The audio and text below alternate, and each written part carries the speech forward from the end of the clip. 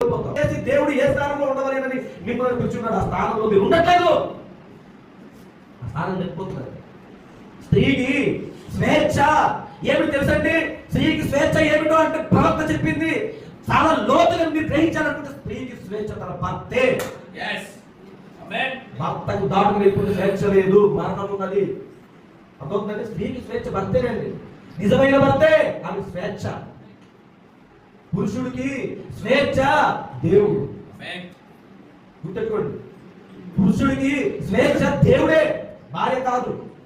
కానీ ఈరోజు భార్యలు ఏం చేస్తున్నారంటే భర్తని భార్య స్వేచ్ఛగా మార్చుకుంటుంది. దానివల్ల ప్రాబ్లమ్స్ వస్తున్నాయి. ఆ మిస్టరీ మనం గ్రహించాలి. ఓ సహోదరి, నువ్వు నీ ప్రార్థన ఎలా ఉండాలి అంటే, ఓ నా భర్తకి ప్రభువా నీవు శిరస్సుగా ఉండు, ప్రభువా నీవు స్వేచ్ఛగా ఉంటేనే నేను స్వేచ్ఛగా ఉంటాను ప్రభువా అని ప్రార్థన చేయాలి. అది ప్రభువా ఇదిగో నా భర్త నా మాట వినట్లేదు ప్రభువా, నేను చెప్పినట్టు వినట్లేదు ప్రభువా. ఏమిటిది? స్వేచ్ఛని నీ వైపు టర్న్ చేసుకుంటున్నావు. కానీ ఎప్పుడైతే ప్రభువా నీవే నా భర్తకు స్వేచ్ఛగా ఉండు, నీవే నా భర్తకు శిరస్సుగా ఉండు, ఎందుకంటే నేను నా భర్తను శిరస్సుగా కోరుకుంటున్నాను.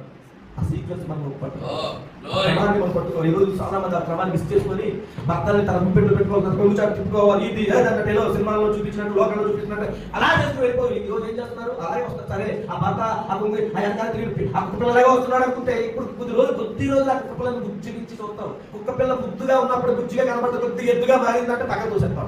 అలా కొంచెం కొద్ది రోజులు నెల రోజులు బుజ్జిగా అబ్బో నేను చెప్పిన తర్వాత బాగా చెప్తున్నాడు, నా కాళ్ళు దిగుతున్నాడు, నా బట్టలు దిగుతున్నాడు, పరిగెట్లు పెట్టేస్తున్నాడు, చక్కగా ఇంటికి తోలేస్తున్నాడు, ఏ పని చెప్పినా అదే పని చేస్తున్నాడు, బజార్ చేసుకుంటున్నాడు, అన్ని చేసేస్తున్నాడు, అన్ని ఓకే. ఒక్క పండిత్ కూడా ఒక మాట అనట్లేదు. అబ్బా ఎంత మంచి గొప్ప భర్తలు దొరికాడు నువ్వేసుకుంటుంటావు. కానీ అక్కడ జరిగింది ఏంటిది?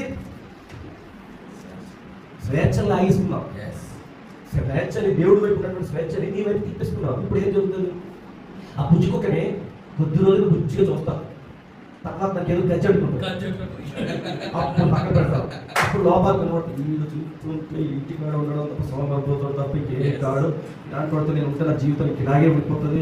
నా పక్కన ఉన్న స్నేహితురాలు నాతో పాటు నాకన్నా కాలేజీలోనే అది మామూలుగా ఉండేది, చూస్తుంటే మంచి బంగ్లాస్ విల్లాస్ ఏంటి ఇలాగా, అదేమో చూస్తుంటే ఇప్పటికి నలుగురు బాయ్ ఫ్రెండ్ మార్చింది, ఏంటిది కల్చర్లోని మామూలు వీడు ఇలాగే పంటి పనుల్లో ఉన్నాడు, వీడికి ఏదో రకంగా పక్కన పెట్టేయాలి అని చెప్పి స్వేచ్ఛ కోరుకుంటాడు.